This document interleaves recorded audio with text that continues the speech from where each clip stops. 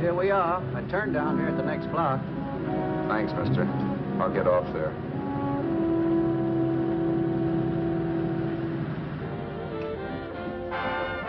Want anything else? No. Hey, you. Me? Yeah, you. Where you heading? East. Too bad. I thought if you was heading north, I might be able to help you out. Pushing the Salt Lake, and I don't like to ride it alone at night. I'm one of those guys that got to talk or I fall asleep. Oh. Sure, no, my partner, he's got Lou to keep him company, but I ain't got nobody at all. Where you coming from? West. Yeah, sure, I know, but where, L.A.? Maybe. Got a cousin out in L.A. You don't say. Yeah, he's been out. You're not much of a talker, are you? My mother taught me never to speak to strangers. Oh, a wise guy. So what? Okay, don't get sore. Just trying to be sociable, that's all. Hey, Glamorous. You change for a dime, will you?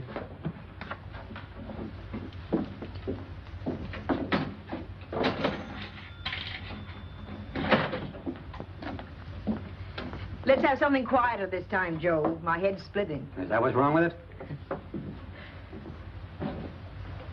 Done with your coffee? No. And don't rush me, will you?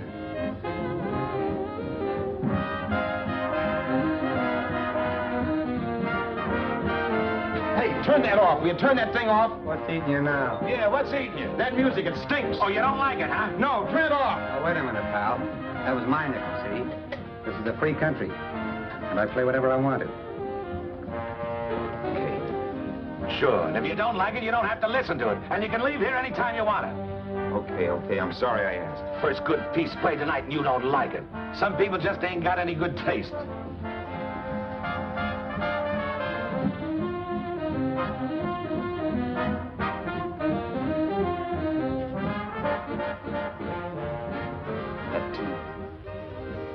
Tune. Why was there always that rotten tune? Following me around, beating in my head, never letting up. Did you ever want to forget anything? Did you ever want to cut away a piece of your memory or blot it out? You can't, you know. No matter how hard you try. You can change the scenery. But sooner or later, you'll get a whiff of perfume or somebody will say a certain phrase or maybe hum something. Then you're licked again. I can't believe that you're in love with me. I used to love that song once. So did the customers back in the old Break of Dawn Club in New York. I can't remember a night when I didn't get at least 3 requests for it. Sue, she was always selling it too. Those were the days.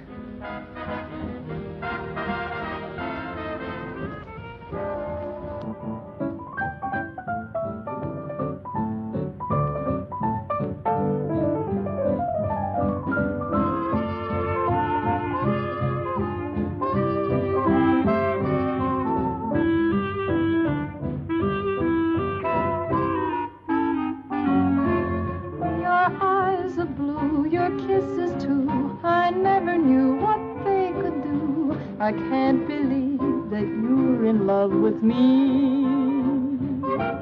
You're telling everyone you know that I'm on your mind each place you go. They can't believe that you're in love with me. I have always placed you far above me. I just can't imagine that you love me. And after all is said and done, to think that I'm the lucky one, I can't believe that you're in love with me.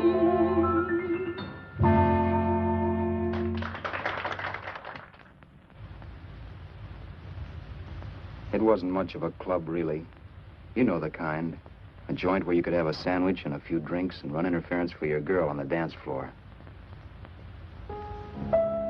I pounded the piano in there every night from 8 until the place closed up, which usually meant 4 in the morning. A good job as jobs went in those days. Then, too, there was Sue, who made working there a little like working in heaven. But how we felt about each other, well, there was nothing very unusual in that. I was an ordinary healthy guy, and she was an ordinary healthy girl, and when you add those two together, you get an ordinary healthy romance, which is the old story. Sure, but somehow, the most wonderful thing in the world.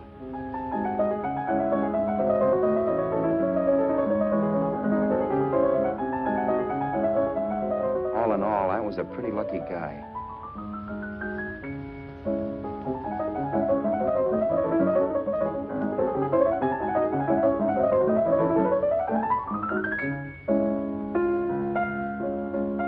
Mr. Paderewski, I presume. It's beautiful.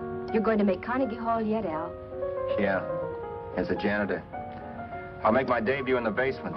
I don't blame you for being bitter, darling, but you mustn't give up hope. Why, someday... Yeah, someday. If I don't get arthritis first. In the meantime, let's blow this trap.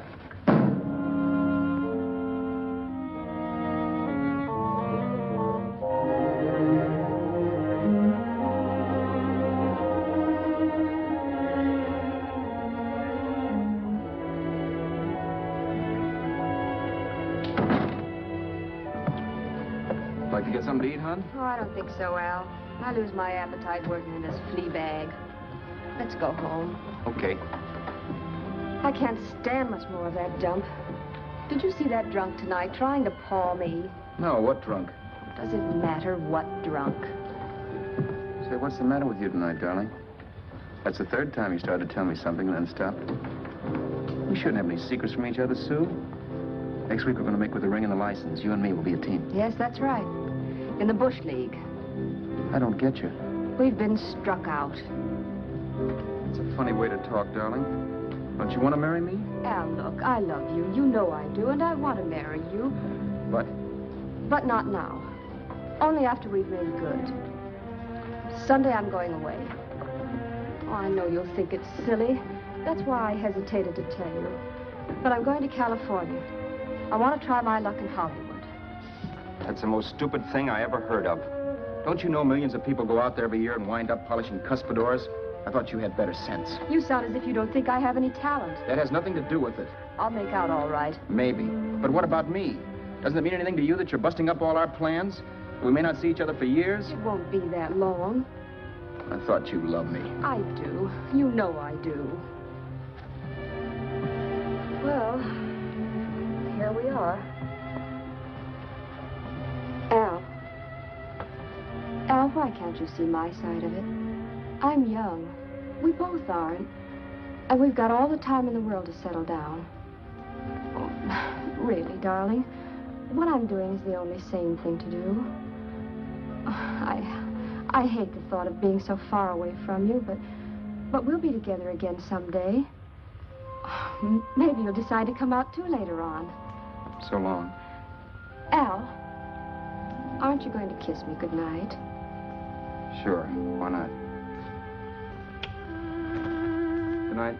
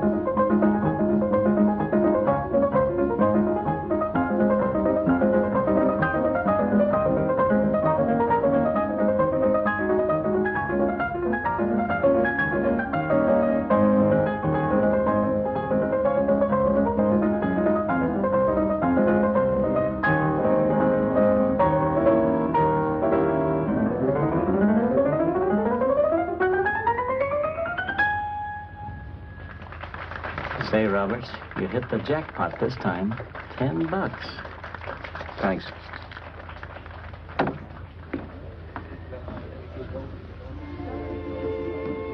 So when this drunk handed me a 10 spot after a request, I couldn't get very excited. What was it, I asked myself? A piece of paper crawling with germs. It couldn't buy anything I wanted. It couldn't... Then I thought of something.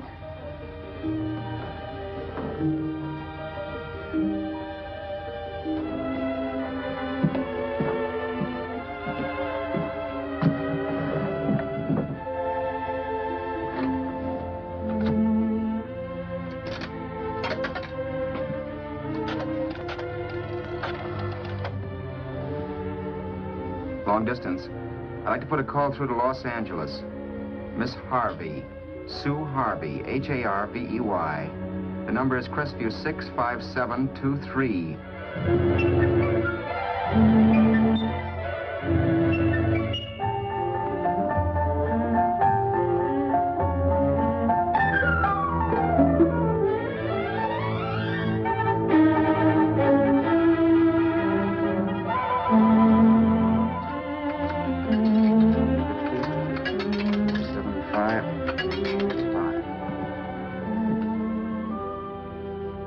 Hello, Sue? This is Al. Oh, baby, it's great to hear from you, too. What's that? You do? Oh, me too, darling. I thought I'd go batty without you. I just had to... Huh? You're working as a hashlinger? Gee, honey, that's tough. Those guys out in Hollywood don't know the real thing when it's right in front of them. You just stick it out, Sue, baby. Keep going around to those casting offices. I'm sure you'll click. Look, I'll tell you what. You stay put out there, I'll come to you. No, don't try to stop me. Just expect me. Train? Who knows? Train, plane, bus, magic carpet. I'll be there if I have to crawl. If I have to travel by pogo stick. And then, let's get married right away, huh? That's the stuff. That's what I've been wanting to hear you say. Well, goodbye for now. I'll be seeing you soon. Yeah. Bye. The only way I could cross country was to thumb rides. For even after hawking everything, I only had enough money to eat. Money. You know what that is. It's the stuff you never have enough of. Little green things with George Washington's picture that men slave for, commit crimes for, die for. It's the stuff that has caused more trouble in the world than anything else we ever invented. Simply because there's too little of it. At least I had too little of it. So it was me for the thumb.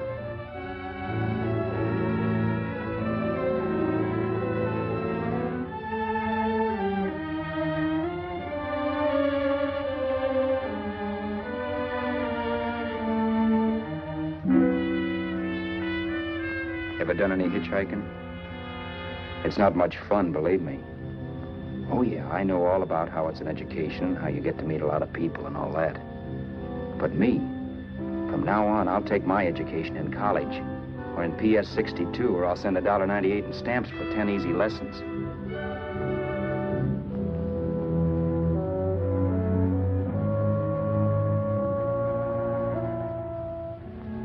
Thumbing rides may save you bus fare, but it's dangerous.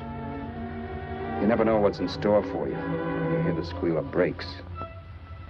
If only I had known what I was getting into that day in Arizona. Here, throw that in the back seat. Okay, let's go. Make sure that door's closed.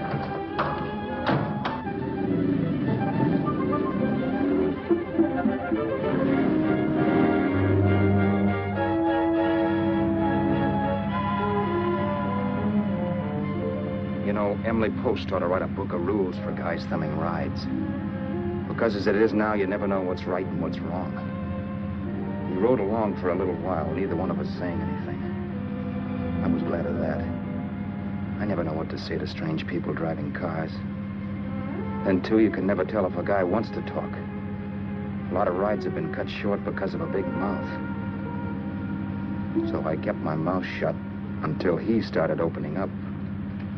Hand me that little box in the compartment, will you, pal? Hold the wheel, will you?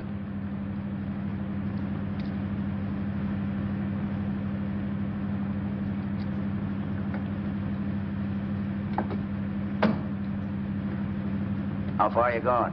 L.A. Wow, you're really traveling, aren't you? Yeah, but I don't expect to make it for a couple of years at the rate I've been promoting rides. Not much luck, huh? Sure, all bad. Not many people stop for a guy these days. Afraid of a stick-up, maybe. They can't blame him. Where you coming from? New York? Well, New York. You're in luck this time. I'm going all the way. Right through to Los Angeles. You drive a car? Sure. Whenever you're tired, let me know. I'll holler. I guess at least an hour passed before I noticed those deep scratches in his right hand. They were wicked. 3 puffy red lines about 1/4 of an inch apart. He must have seen me looking at them because he said, Beauties, aren't they?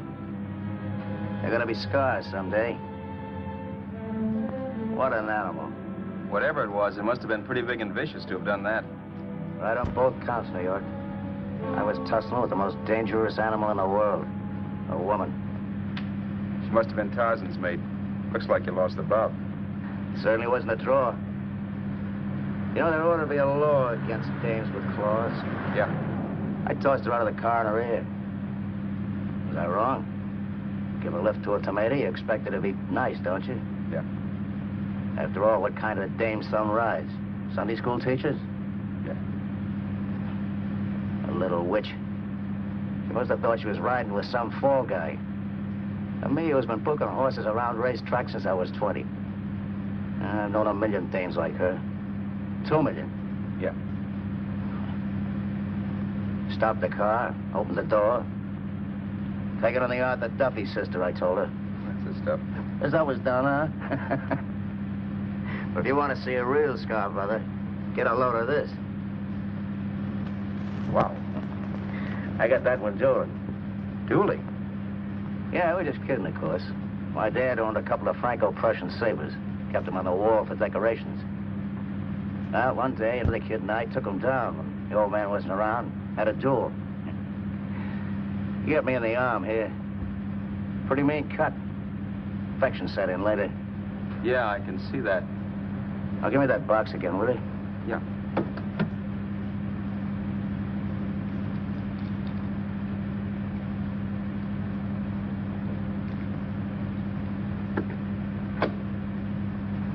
Pain made me lose my head, I guess.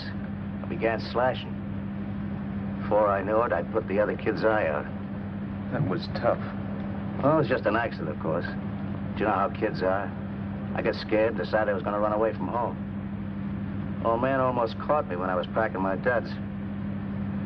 The bloody rag I had wrapped around my wrist hadn't caught his attention. You've seen the bundle for sure. But I beat it when he was phoning for a doctor. That was 15, 16 years ago. I haven't been home since. Pull in there for a bite or something, huh? a bite or something. Brother, was I hungry. I hadn't had anything in my stomach for hours. Yet even with that gnawing in the pit of my belly, I didn't want to be in too big a rush to put on the feed bag. First, I had to make sure this guy knew the score. If I got him down on me, goodbye ticket to Hollywood. I'll wait out here for you, mister. Well, there's the money. Don't worry about paying for it. This time it's on me. Well, that's what... Haskell, think nothing of it. You make your first million, maybe you can do the same for me. Come on, New York. I gotta make the West Coast by Wednesday. There's a horse running in Santa Anita named Pirate Bicycle. Means so to me if I'm on him. We'll make it all right. He did most of the talking during the half hour we were in the place. I ate. He rambled on about his old man, whom he hadn't heard from since he ran away as a kid. Now he happened to become a bookie. And then all about how he got rooked in Miami. One race, 38 grand. They cleaned out my book. How do you like that? That was tough luck. Yeah, and I'm supposed to be the smart guy. Well, you just wait. I'm going back to Florida next season with all kinds of jack. And you watch those stinkers run for cover. Want anything else? No, thanks. I've had plenty.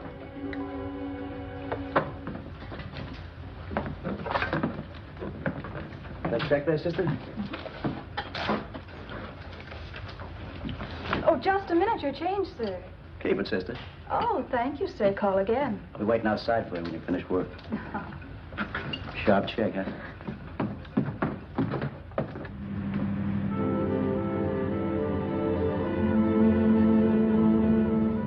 drove all that night while Haskell slept like a log.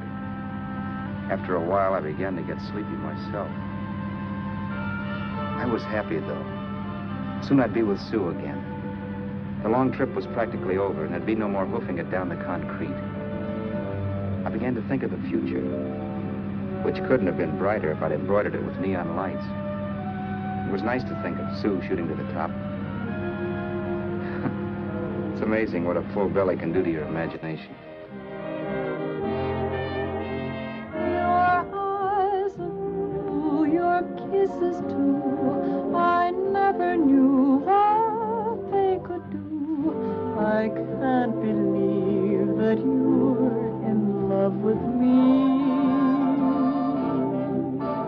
You're telling everyone you know I'm on your mind each place you go. I can't believe that you're in love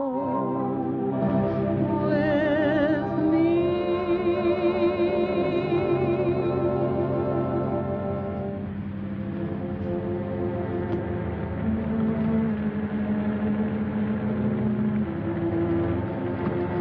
Mr. Haskell? Mr. Haskell? Mr. Haskell, wake up. It's raining. Don't you think we ought to stop and put up the top?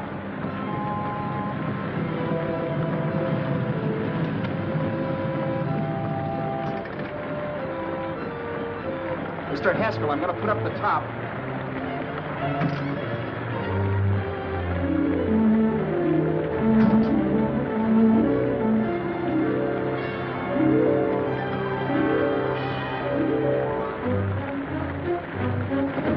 Done things my way.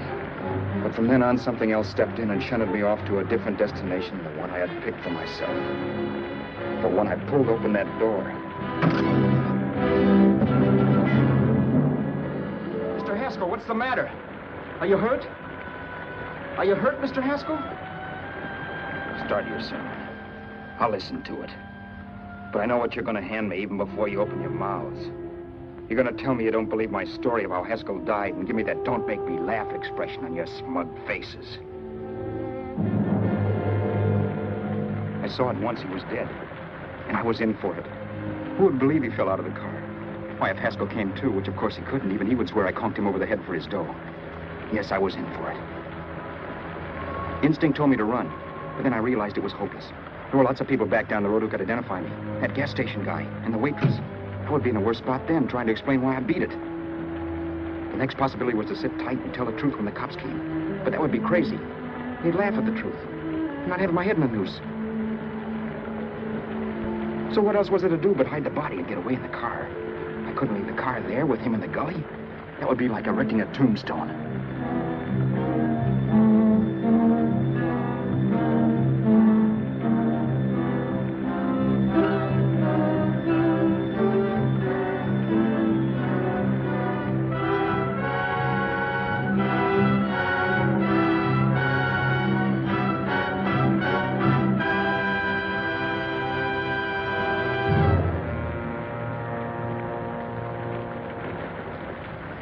My idea was to cover him with brush, not to rob him. But then I remembered that even if I only drove the car for 100 miles or so, I would need money for gas.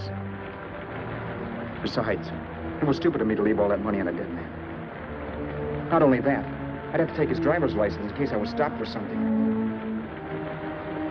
I didn't like to think about it, but by that time I'd done just what the police would say I did, even if I didn't. My clothes. The owner of such an expensive car would never be wearing them. Some cop might pull me in on suspicion.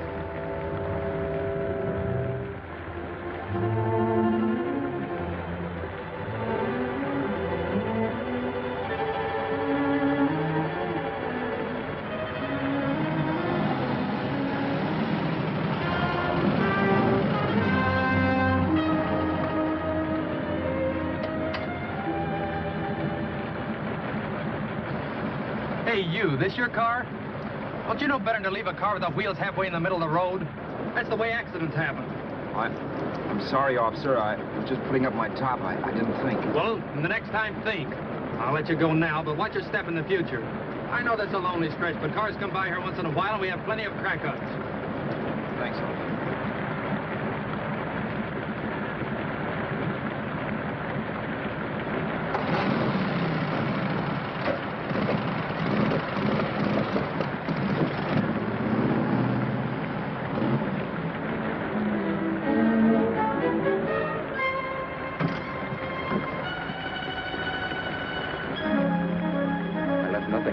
give me away as Roberts.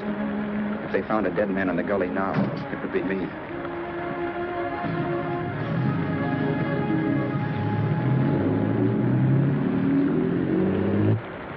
As I drove off, it was still raining, and the drops streaked down the windshield like tears.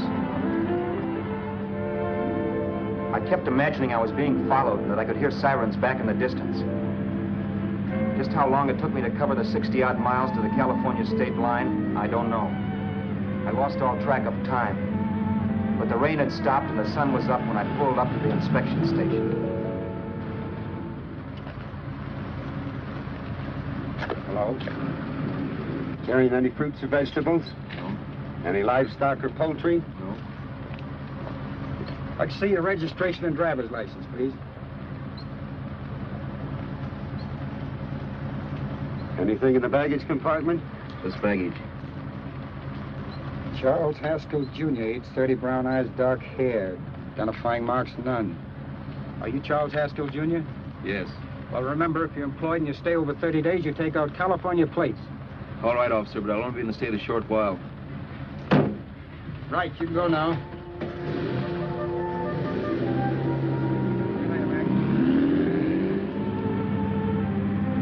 I couldn't drive any farther without some sleep. Cops or no cops, I knew I had to hit the hay and hit it hard. I was dead tired.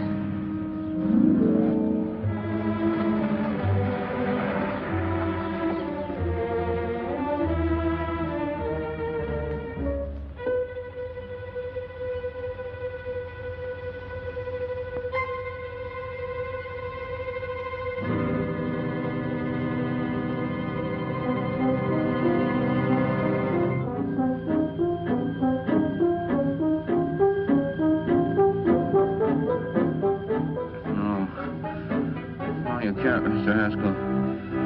No.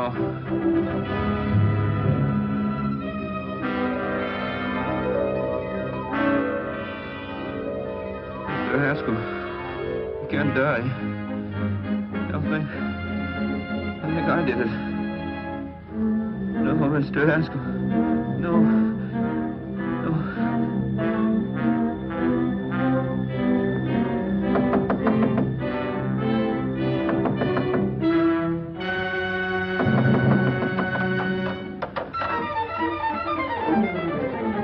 Who's there?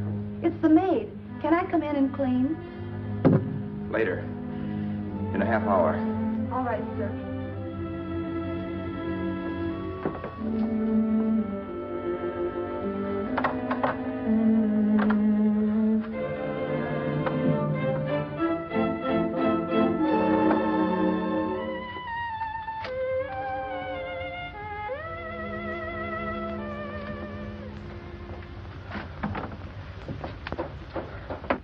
There was no time to lose. Every minute I had to be Charles Haskell was dangerous. And I'd have to be Charles Haskell until I got to some city where I could leave the car and be swallowed up.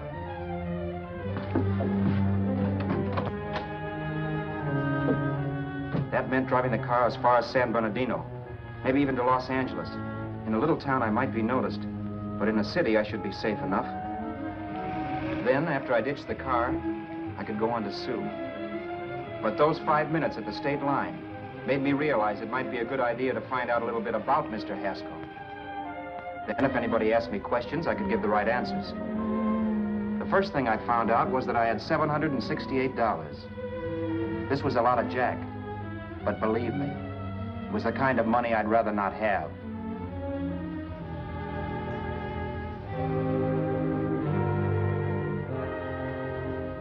And then I found out from a letter Haskell was carting around in his bag that he wasn't the open-handed, easygoing big shot who went around buying dinners for strange hitchhikers. Before I got done reading it, I saw him more as a chiseler.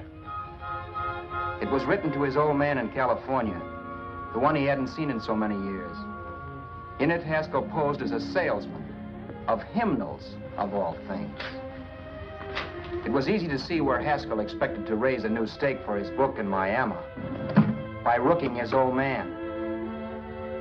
That was about all I found out from his effects, and it was enough. I told myself, maybe old man Haskell was lucky his son kicked off. He would never know it, but it saved him from taking a flyer in Sacred Literature Preferred.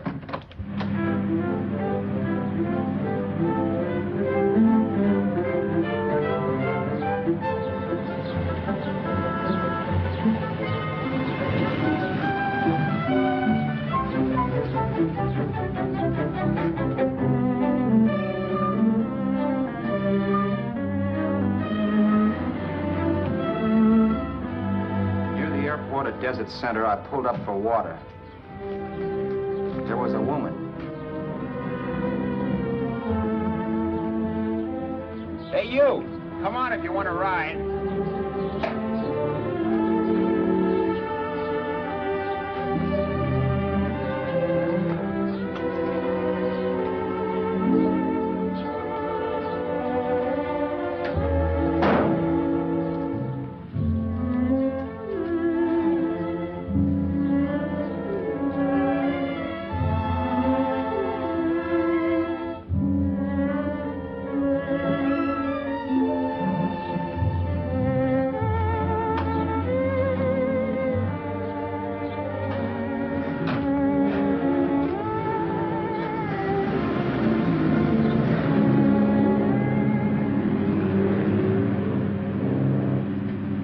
How far are you going? How far are you going? That took me by surprise, and I turned my head to look her over. She was facing straight ahead, so I couldn't see her eyes. But she was young, not more than 24. Man, she looked as if she'd just been thrown off the crummiest freight train in the world. Yet, in spite of this, I got the impression of beauty. Not the beauty of a movie actress, mind you, or the beauty you dream about when you're with your wife, but a natural beauty. A beauty that's almost homely because it's so real. Then suddenly she turned to face me. How far did you say you were going? Los Angeles? L.A.? L.A.'s good enough for me, mister. That's what I was afraid of. What'd you say? Oh, nothing, just thinking out loud. People get in trouble for doing that. What's your name? You can call me Vera if you like. You live in Los Angeles? No. Where are you coming from? Oh, back there. Needles? No. Oh, sure, Phoenix. You look just like a Phoenix girl. Are the girls in Phoenix that bad? The girl must have been pretty tired, because she fell asleep not 20 minutes after she stepped into the car.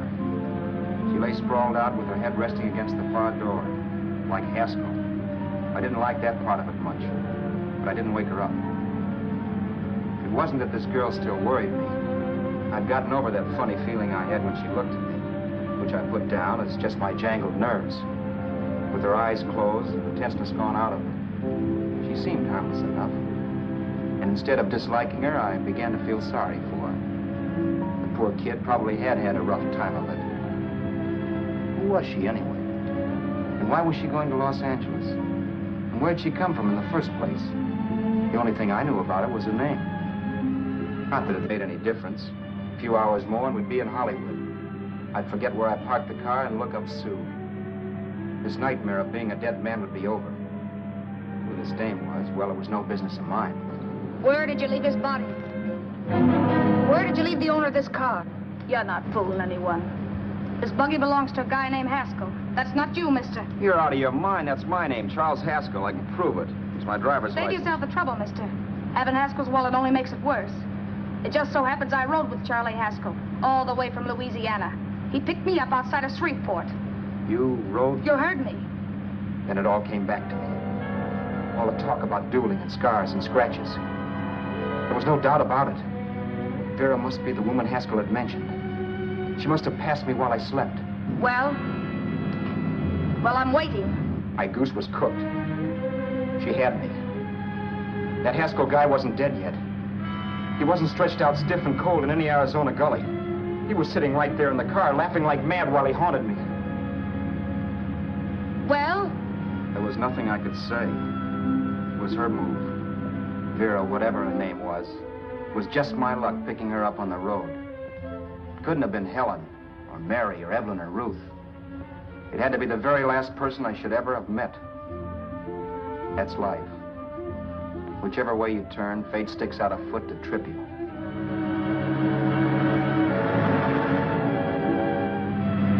I told her everything, but she didn't believe my story.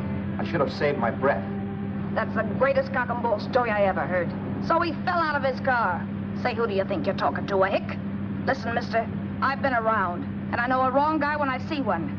What'd you do, kiss him with a wrench? Now, wait a minute. What I told you was true. You see, that's why I had to do it.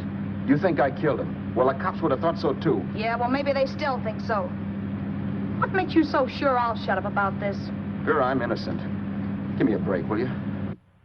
It won't do me any good having you pinched. The cops are no friends of mine. Now, if there was a reward, but there isn't. Thanks. Don't thank me yet. I'm not through with you by a long shot. Let's see that roll.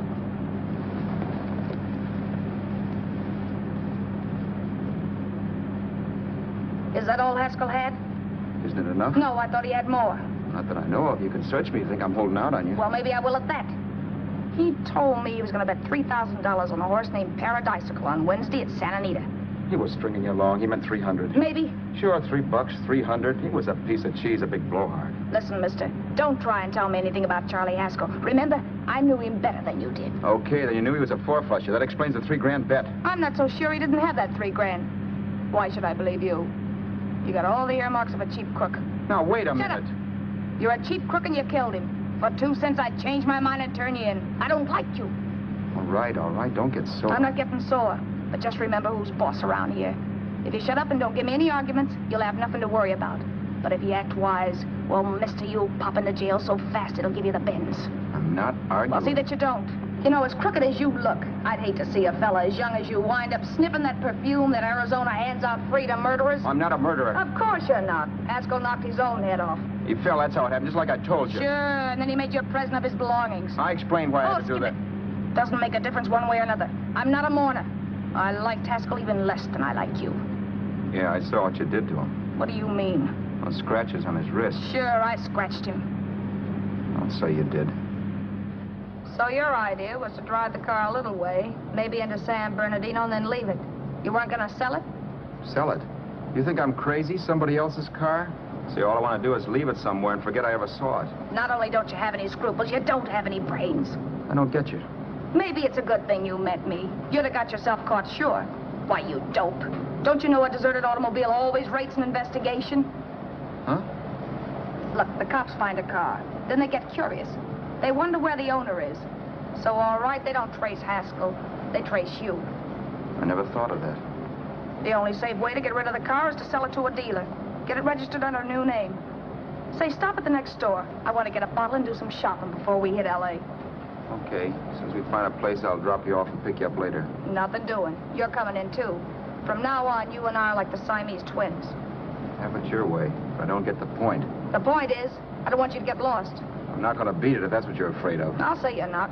Well, I'm going to see that you sell this car so you don't get caught. Thanks. Of course, your interest wouldn't be financial, would it? You would want a small percentage of the profits. Well, now that you insist, how can I refuse? 100% will do. Fine. I'm relieved. I thought for a moment you were going to take it all. I don't want to be a hog. A few hours later, we were in Hollywood. I was recognizing places Sue had written about. It struck me that far from being at the end of the trip, there was a greater distance between Sue and me than when I started out. Vera wasn't kidding with that Siamese twins crack. She rented a little apartment as Mrs. Charles Haskell. When I objected to this, she explained that it was on account of the car. A dealer might think something was funny if he called and found we were using different names.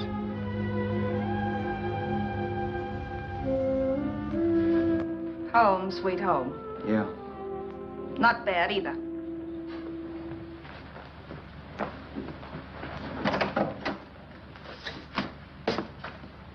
In case there's any doubt in your mind, I'll take the bedroom. Yeah. Sure is stuffy in here.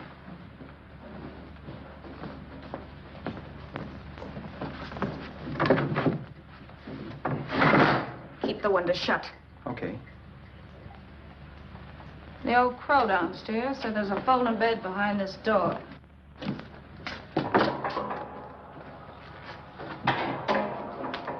You know how to work it? I invented it. Some joint. One can't have everything.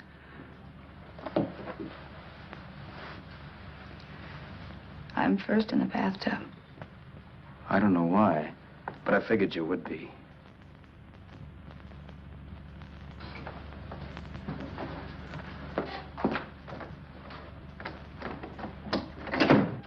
Boy, oh boy. It sure feels good to be clean again. I must be 10 pounds lighter. You must be. Well, hitching rides isn't exactly the way you keep your schoolgirl complexion. I wish that guy with the sacks would give up. Gets on my nerves. Forget it. Have a drink. Aren't you afraid I might take you up on it? If I didn't want to give you a drink, I wouldn't have offered it. Why be a sorehead, Roberts? You got yourself into this thing. You should be grateful I'm not turning you in. Why, if I wasn't regular, you'd be in the pen this minute, being photographed, fingerprinted, and being pushed around by the cops. So cheer up. Get rid of that long puss. Or is your conscience bothering you?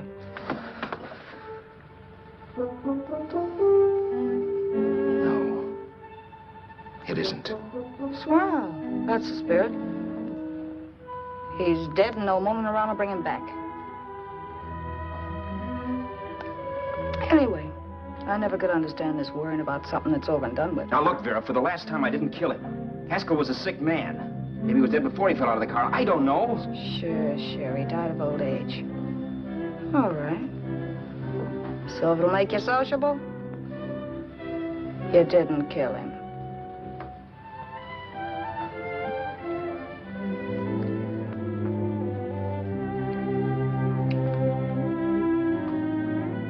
Thanks.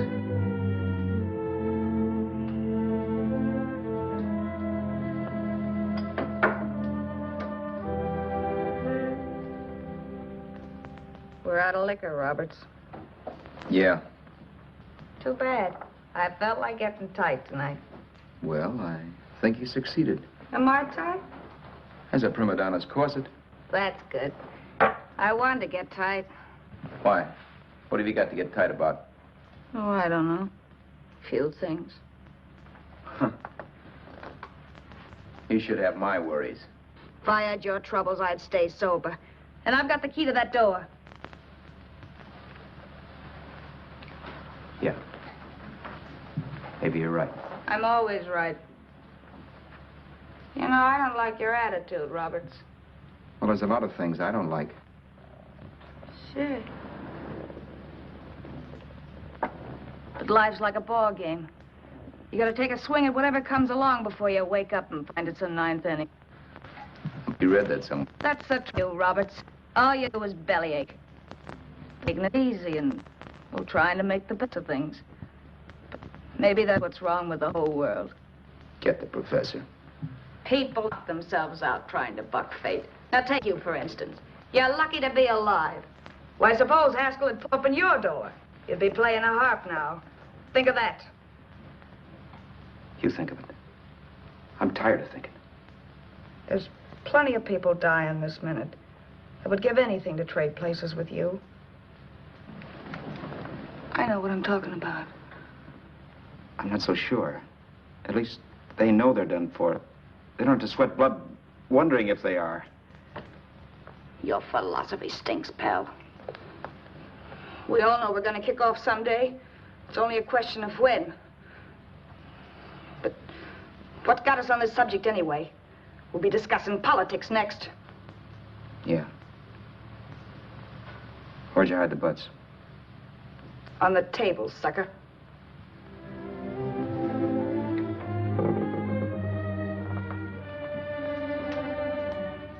We bored each other with conversation for a couple of hours longer. Every 5 minutes, one of us was wishing we had another bottle or a radio or something to read. Then finally, we ran out of chatter. I know it's only 11 o'clock, but I want to get up early and make the rounds of the used car lots. No hurry about that. We've got all the time in the world. Maybe you have, but if you think I want to stay cooped up in this place any longer than I have to, you're batty. It's not a bad place. Paid plenty for diggings like this in New York. I wouldn't like it if it was the Ritz.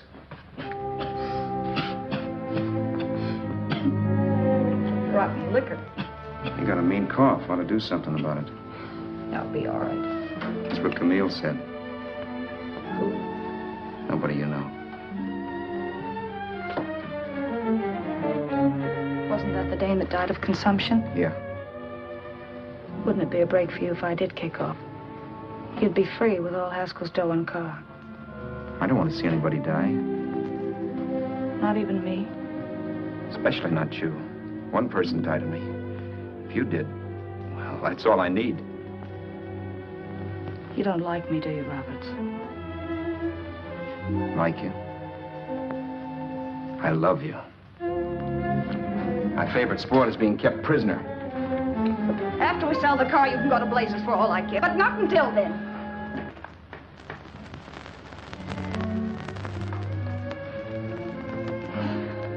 I'm going to bed.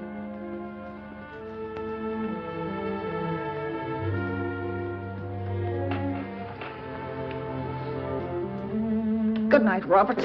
Don't try and sneak away during the night. All the doors are locked. Anyway, if I find you gone in the morning, I'll notify the police. They'll pick you up. Don't worry, I know when I'm in a spot. Well, good night. I hope that portable rack isn't too uncomfortable for you.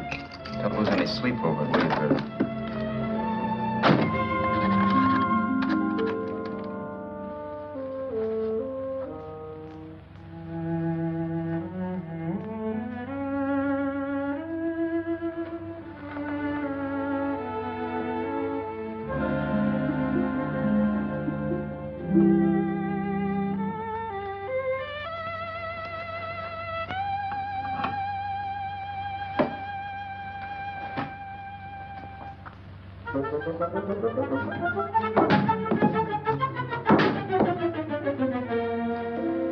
Crestview. 6, 5, 7, 2, 3. Hello? Hello? Hello? Hello?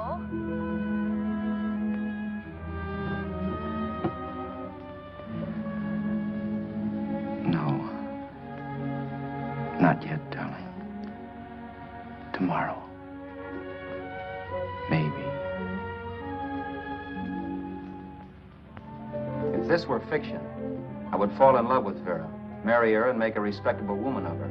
Or else she'd make some supreme Class A sacrifice for me and die.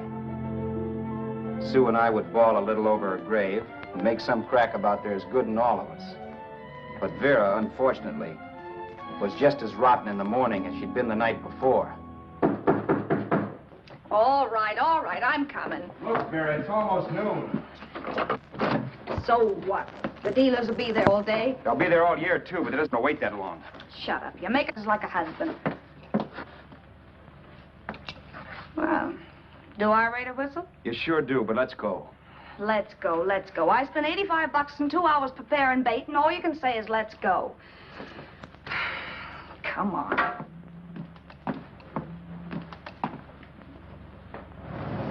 We passed a few used car lots last night down this way. What do you think we can get for this heap? I don't know. Plenty. Just let me handle everything. Think we can get $2,000? I don't know, but don't worry. I'll squeeze as much out of this guy as I can. If I let it go cheap without a fight, he might think we've stolen the car. And listen, don't make any slips and call me Roberts. That'll cook us. I don't need you to tell me that. You better just sit by and keep your mouth closed. Remember, we're both in the soup if anything happens. Forget it and drive. You're my wife, Vera Haskell. Look, after the deal's closed, let's go back to that place on Hollywood Boulevard where I saw the fur jacket. I want to buy it. After the deal's closed, I'm saying goodbye to you. That's right, I forgot. I guess I'm getting kind of used to you. Well, that's a habit you could start breaking. Let's try this place in the middle of the block.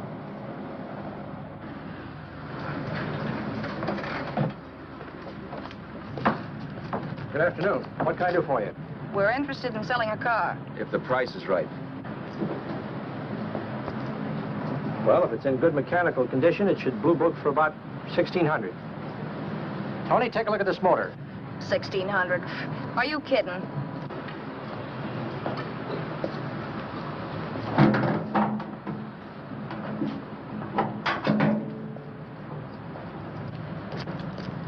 Well, maybe $18.50.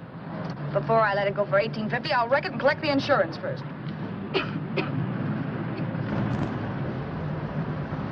Lady, this motor's seen a lot of driving.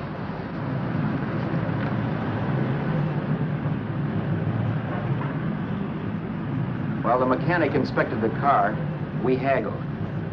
At last, when we were all worn out, we hit a compromise. His price. Okay, it's a deal. All right, come in, we'll sign the papers. I have the ownership papers right here with me. Look, Vera, in the meantime, will you clean the dash compartment? There may be some stuff in it. All right, darling. $1,850. That dirty crook.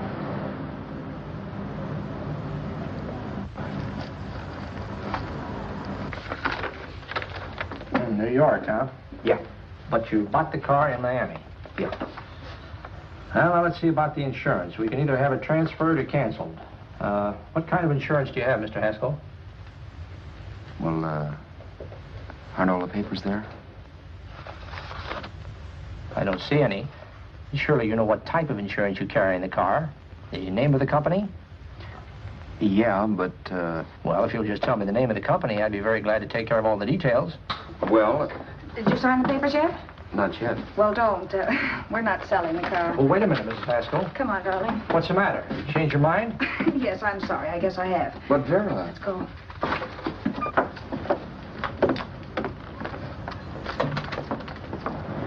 You got me out of a tight spot, Vera. But I still don't understand all this. You will in a minute. I almost threw away a gold mine. $18.50 isn't to be sneezed at. The car doesn't book for as much as I thought. We're not selling the car.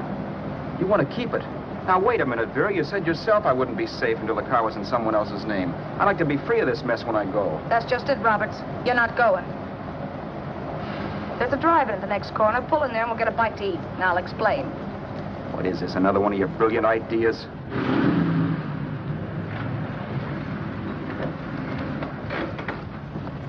Oh, I take your order? Make mine a ham sandwich and coffee. And for you, sir? Oh, I don't care. The same. Thank you.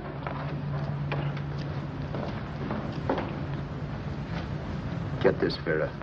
I've been pretty patient so far. I've done everything you asked me to do, but no more. Shut up. You've taken Haskell's money. And you can have the dough we get from selling the car, but you're not going to keep me a prisoner. It's a good thing I bought the paper. Take a look at that. Vera, I'm in no mood. Read that.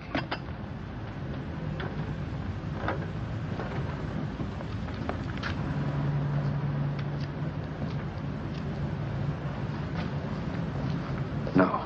Yes. No, I won't do it. Yes, you will. You think I'm crazy? It's impossible, I tell you. Excuse me.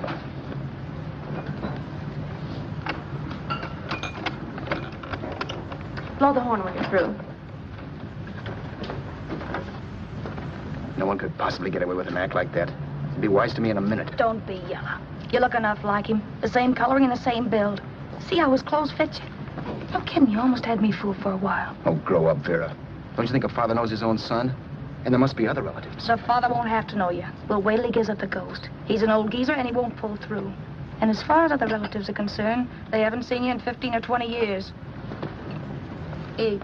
I'm not hungry. And I won't do it. It's not as tough as it sounds. Remember, you've got all kinds of identification. His car, letters, license. I could never get away with it. It's the stupidest thing I've ever heard. The old boy has scads of dough. Look in the paper there. Personal fortune assessed at over $15 million. He'll leave plenty, I tell you. Maybe he cut off his son. How do we know? It's out, Vera. I won't have anything to do with it. I think you will. Look, Vera, I'll do anything within reason. But not that. So forget it. Or find yourself another stooge. You sap. You'll be fixed for the rest of your life as Charlie Haskell.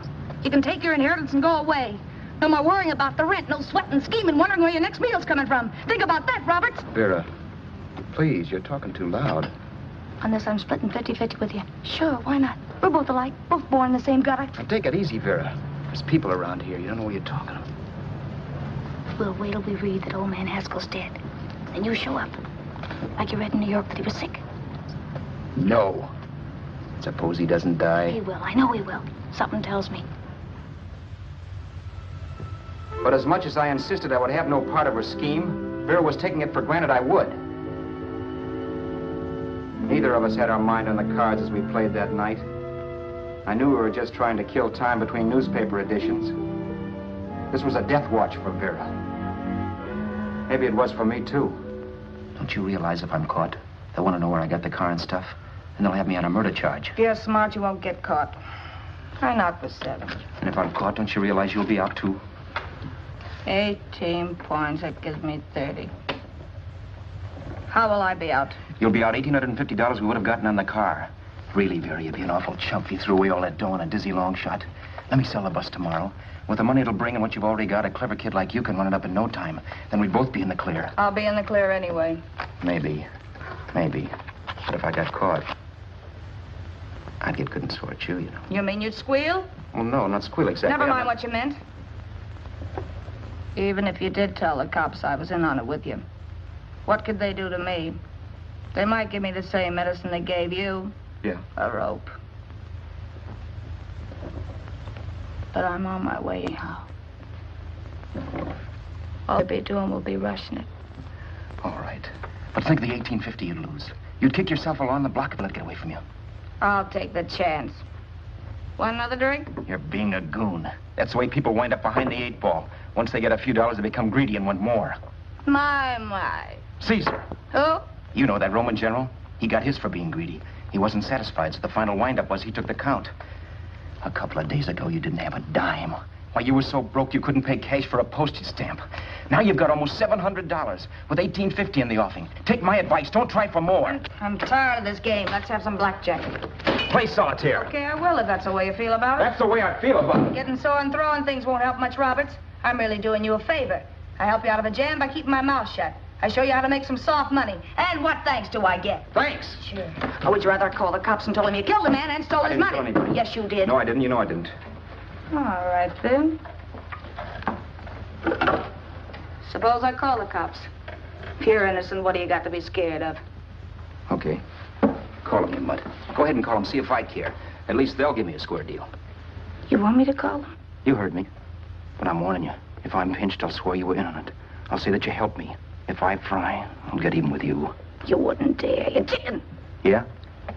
Then try it and see. Call them. Yeah. Okay, I will.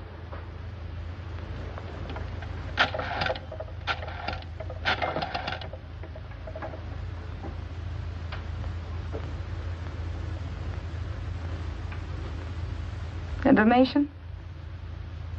I want the number of the Hollywood police station. Okay, I got it. Thanks. Wait a minute, Vera. You wouldn't do that. Well, wouldn't do that, and I'll show you if I would. Take it easy now. Let's talk this over. This was early in the evening, and the conversation, while hectic, was at least pitched low. But as the minutes passed, and more obstacles to her plan popped into my head, the air got blue. Each word coming from our lips cracked like a whip. I reminded her that as Charles Haskell, I didn't even know my mother's name, where I'd gone to school, the name of my best friend, whether I had an Aunt Emma or not, my religion, and if I'd ever owned a dog. I didn't even know what my middle initial stood for.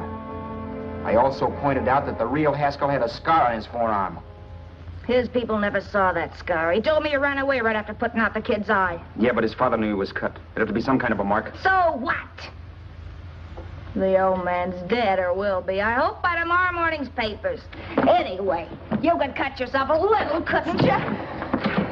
Boy, for that kind of dough, I'd let you cut my leg off. You're drunk and you're crazy mad, Vera. Turn me in if you want to, but I won't get mixed up in this. Besides, how do we know Haskell was such a phony? Maybe it wasn't the man's son at all. Maybe he just dreamed it up. Well, dream it or not, you won't be dreaming when the law taps you on the shoulder. There's a cute little gas chamber waiting for you, Roberts. And I hear extradition to Arizona's a cinch. Where's that phone? Vera! Leave me alone! Vera! Here. I want a phone. Call police.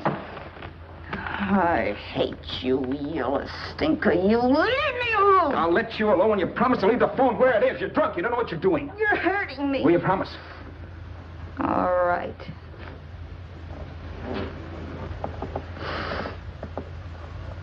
You hurt me.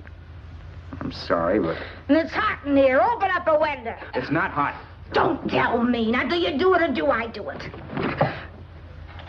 You're no gentleman, see? Yeah. All right. I'll open up the window.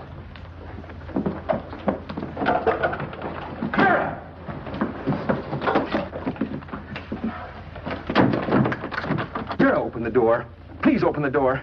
Vera, open the door. Don't use the phone. Listen to me. I don't like you, Roberts. You're no gentleman, see? You hurt my hand, and I'm going to get even with you. If you don't open the door, I'm going to kick it down, Vera. Vera, don't call the cops.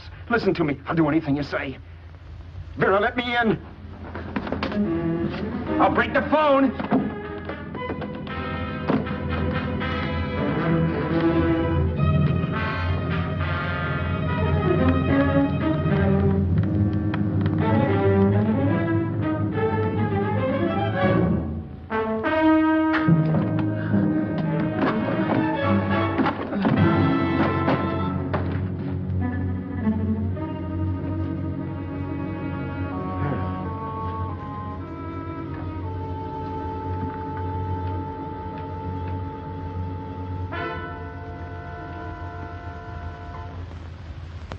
The world is full of skeptics. I know. I'm one myself. In the Haskell business, how many of you would believe he fell out of the car? And now, after killing Vera without really meaning to do it, how many of you would believe it wasn't premeditated? In a jury room, every last man of you would go down shouting that she had me over a barrel and my only out was force. The room was still. So quiet that for a while I wondered if I had suddenly gone deaf. It was pure fear, of course. And I was hysterical. But without making a sound. Vera was dead. And I was her murderer. Murderer. What an awful word that is. But I'd become one. I'd better not get caught. What evidence there was around the place had to be destroyed. And from the looks of things, there was plenty. Looking around the room at things we'd bought was like looking into the faces of 100 people who'd seen us together and who remembered me. This was the kind of testimony I couldn't rub out. No. I could burn clothes and hide bottles for the next 5 years.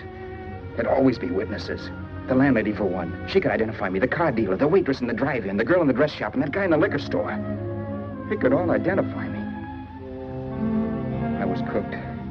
Done for. I had to get out of there. While once I'd remained beside a dead body, planning carefully how to avoid being accused of killing him, this time I couldn't. This time I was guilty. I knew it. Felt it. I was like a guy suffering from shock. Things were whirling around in my head. I couldn't make myself think right. All I could think of was the guy with the saxophone and what he was playing. It wasn't a love song anymore. It was a dirge.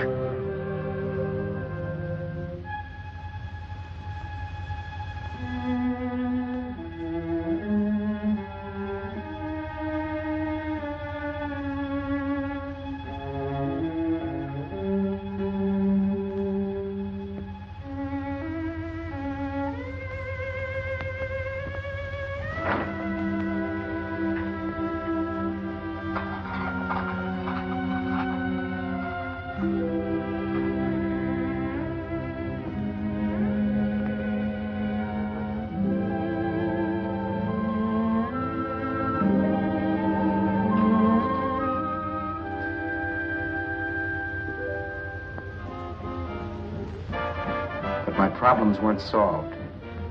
I had to stay away from New York for all time. Because Al Roberts was listed as dead and had to stay dead. And I could never go back to Hollywood. Someone might recognize me as Haskell. Then, too, there was Sue. I could never go to her with a thing like this hanging over my head. All I could do was pray she'd be happy.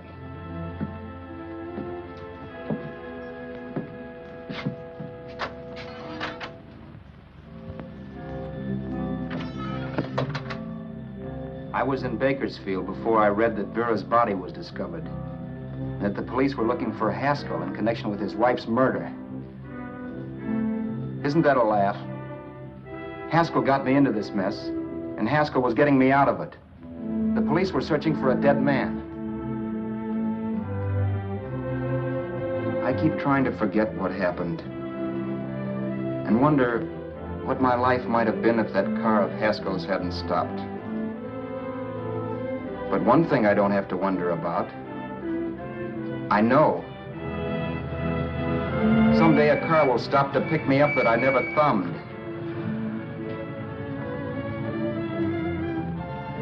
Yes. Fate, or some mysterious force, can put the finger on you or me for no good reason at all.